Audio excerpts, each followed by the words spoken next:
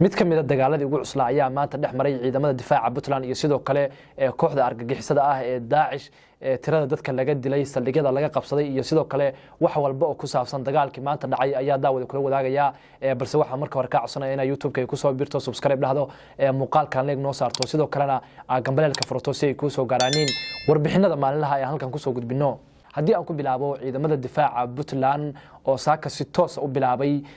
wajiga labaad ee howlgalka Hilaac ayaa saaka weerar saddex jiha ah ku qaaday kooxda argagixisada ah ee Daesh ku dhumaaleysata Buraac Almiskaad ee gobolka Bari saldhigyo iyo sidoo kale goobo kale oo muhiim u ahaa kooxda oo ay haysatay muddo ka badan 8 sano ayay ciidamada difaaca Puntland kala wareegeen kooxda argagixisada ah ee Daesh saldhigyadan iyo sidoo kale goobahan muhiimka ah oo ay ciidamada difaaca Puntland saaka la wareegeen ayaa loogu tagay saad ka koobnaa rasaas hub iyo sidoo kale raashin iyo sidoo kale agab caafimaad ayay ciidamada difaaca Puntland ugu tageen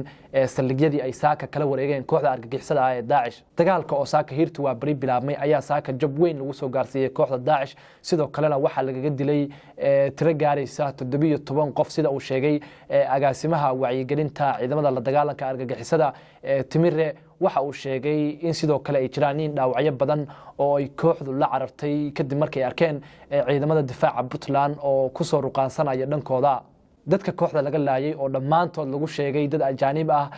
ayaa la sheegay inay ka soo kala jeedeen dalka Ethiopia iyo sidoo kale dalka Syria sidoo kale dadka kooxda laga laayay ayaa la sheegay inay kamid ahaayeen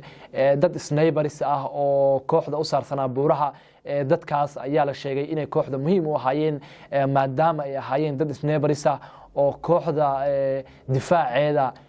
qayb weyn ka qaadanayay goobaha muhiimka ah ee saaka kooxda Daesh lagala wareegay waxa kamid ahaa Toga Jacayl oo kamid ah goobaha ugu muhiimsan ee kooxda Daesh ku leedahay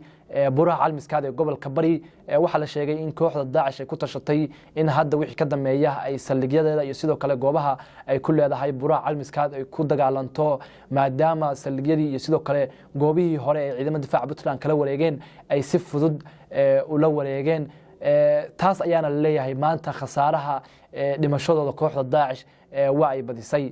dhanka kale ciidamada difaaca Puntland ayaa shalay qabtay doon kooxda Daesh u waday hub iyo sidoo kale rasaas iyo sidoo kale agabyo kale oo muhiim u ahaa kooxda Daesh waxaana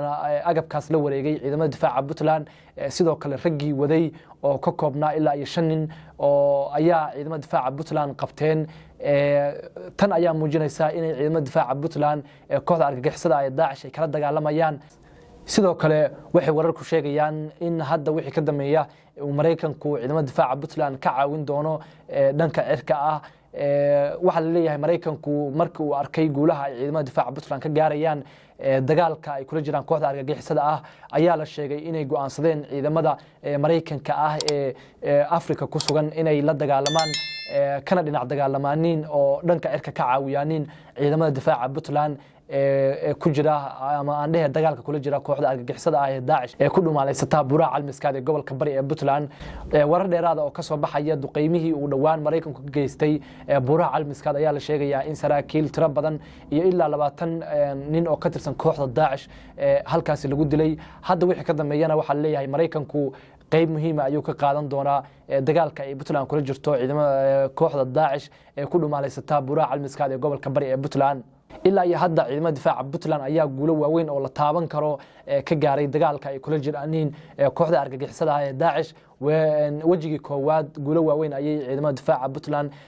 ka gaareen waxay ka qabsadeen ilaa iyo 60 saldhig iyo goobo kale oo muhiim ah ayay ku qabsadeen aan dhahe wajigii koowaad wajiga labaad oo maanta bilaabmayna saldhigyadii ugu muhiimsanaa ayay ciidamada difaaca Puntland ku qabsadeen dhanka kale dawladda Puntland ayaa bilowday dagaal dhanka maaliyadda ah oo ay kula dagaalamayso kooxda Daesh kaarar tiro badan oo ay lahayd